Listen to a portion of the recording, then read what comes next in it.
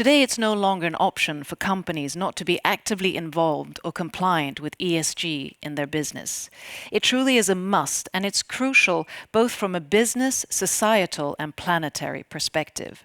Now, ESG refers to three factors: environmental, social, and governance. But how can you make sure to monitor and rest assured that your providers are compliant through the whole supply chain? Now, this often requires a huge amount of manpower and also hands-on work. But there are ways, more effective ways, to solve this, not least with new technology. And this is where the importance of using ESG data for evaluation comes in hand, and the need to understand and develop ESG goals for efficiency and profitability.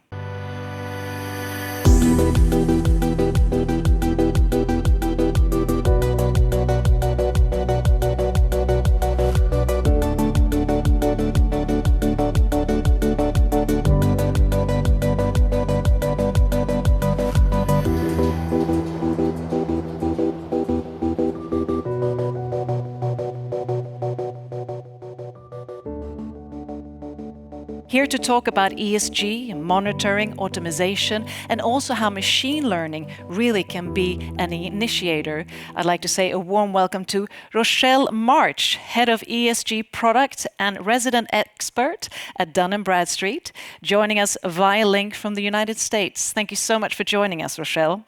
Thank you. Great to be here. So I wanted to start off. Now, you're leading Dun & Bradstreet's valuable contribution to the ESG landscape. But before we dive into that, I just wanted to ask you if you could define ESG. Certainly. Well, you did some of it in your introduction. ESG stands for Environmental Social Governance, and it's a new type of data that helps us understand how companies are managing themselves, particularly their resources, whether that's environmental, like energy, water, social, their employees, customers, the societies they work within, or how they're governing their companies, hopefully in an accountable and transparent manner.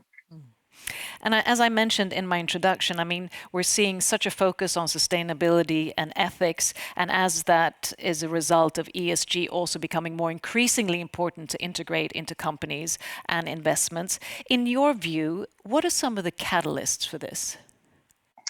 Definitely. So generally, it's an evolution of cultural values, really, that companies should do more than just return financial profits. They should contribute to the communities they work within, to society at large, be responsible stewards of nature.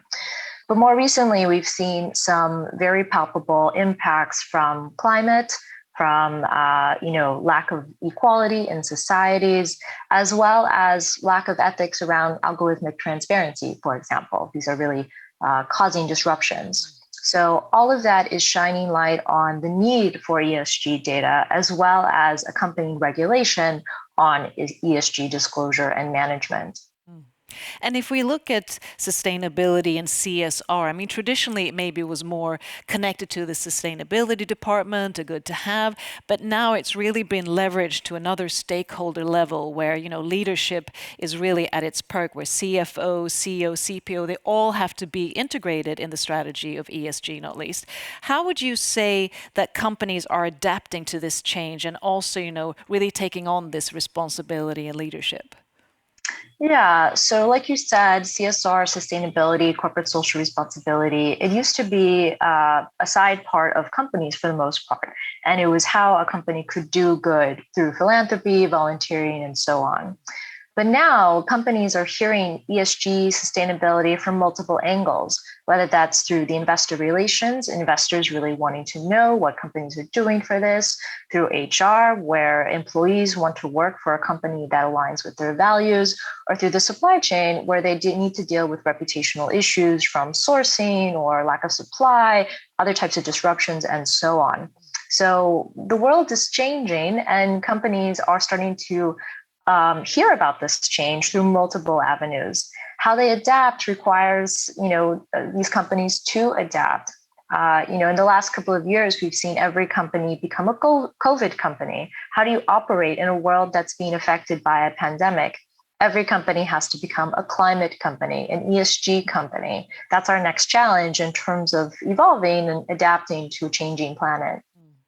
And I know a question that pondered before, and some might still ponder on it, even though it should become more and more obvious. And that is, can we really marry profit and purpose and, require that planet profit people? What's your take on that? Sort of, how can you explain, yes, that can be married? Yes, it can be married and it should be married because, it's not going to be a happy marriage without putting both of these things on the same playing field. And the only reason that they have not been married in the past is because we did not value planet on the same playing field as, say, business and economic activity. Water, for example, is rarely priced according to the actual supply of water that's available. It's often underpriced, for example. We don't price greenhouse gas emissions, although we're starting to see that in a lot of countries through carbon taxes and emission trading schemes and so on.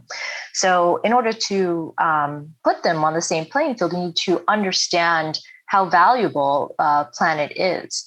And you see companies starting to do that. I mentioned Tesla, that made profits not from the sale of its cars, but from the sale of emission credits to other companies that couldn't keep up with their emission goals because they only sell electric vehicles. So very interesting shift in business models and how you can marry the profit and planet. Mm. And also this notion that it is actually, our planet or nature who is also facilitating us to make profit and to use the renewable resources.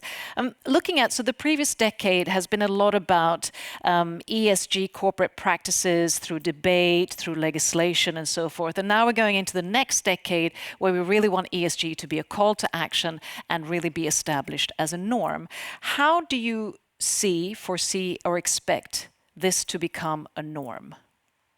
Definitely. Well, I 100% agree with you. This is the time for action. If we don't get climate under control, our waste under control, how we treat different parts of our societies in a more equitable manner, I'm not sure we'll make it, in the future, or at least a place that may not be progressively better. So this decade is really about integrating and putting together those metrics, the tracking, the monitoring, the operational processes to make ESG part of the business and part of the business activity. When you're onboarding a supplier, you have to go through due diligence, a number of processes, add ESG. When you're giving a loan to a business, you have to understand their background, their historical financial performance, references, look at ESG as well. These are all components that will help integrate ESG into the regular business activities and really implement different practices and influence different policies to help us get on track to a more sustainable trajectory. Mm. And looking at data and technology, because of course what Dun & Bradstreet's focus on a lot is the merge of data and technology. So if we look at that aspect and look how it can help us improve the ESG capabilities, what would you say? Well, it's extremely important to have the data, which can be its own challenge within itself, and then also to organize it, track it, and then be able to present it and in a way where many stakeholders can make use of it, whether that's through dashboards or through dissemination of the information reports or so on. I can't tell you how many customers I talk to who are still tracking ESG data from many different areas on spreadsheets manually. This is going to be error prone. You're not going to get the most frequent amounts of data. So it's very important to leverage the tools and the software and the instruments we have to make sure that we're using data as quickly as possible and that it is informing as many decisions as possible as well. Measurement is truly key because when we can measure, we can also see the effect. I also want to just ask, do you see or foresee any sectors that maybe already are or will become the trailblazers of really implementing ESG, SDGs, and all of this into their business core? Sure. So I think there are two sectors in particular that have been leading, potentially because they already have a lead and are relatively low footprint and ample resources. Big part of the economy is technology and financial sector. Technology has led a lot in the environment, although TBD in terms of how they will handle things like algorithmic transparency and effects on society. We've seen a lot of instances in the news about that today. And then the financial sector has a real vested interest in risk mitigation according to their investments. Many of the returns, particularly in pension funds or institutional investors, are wrapped up in sectors like fossil fuel and others that are not always aligned to where the world needs to go in terms of a low carbon economy. So I think we will see these two sectors continue to lead, but ESG affects all. And I'm sure we will see leaders within all different types of sectors, whether it's manufacturing, energy, retail, or so on, that are also going to lead in their own practices.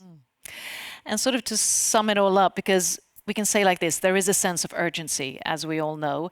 And if we look maybe 5 years ahead, because we live in exponential times, and sort of addressing to leaders and businesses, what would you say is a key priority to really get ESG into motion and action into businesses going forward? What do you hope to see? Definitely. So I think a key driver will be regulation, particularly around the consistent standard expectation of what companies need to track. I think the most important piece to track would be greenhouse gas emissions, because we really need to stabilize the climate, in the next decades, or, the effects of that can be very catastrophic. So I think that will be a very important driver, and what is needed, because today it's mostly been voluntary, this disclosure, and it's very, confusing. It's hard to compare. We need that guidance from regulation on a global level to really get that standard consistent measurement, particularly around greenhouse gas emissions, I believe. And also to make sure that regulation is at the same speed as the evolvement of technology. And it's always a collaborative approach. Rochelle, thank you so much for sharing your valuable insights and for all of the work you do, and best of luck going forward. And to all of our viewers, thank you for joining us today. I hope it's been a fruitful, insightful, and interesting discussion, and hopefully a catalyst for all of you to really drive your businesses, of course, with data, but also with a sustainable and ethical mindset. So thank you all for watching this time. Hope to see you soon again. And with that, stay safe and stay healthy.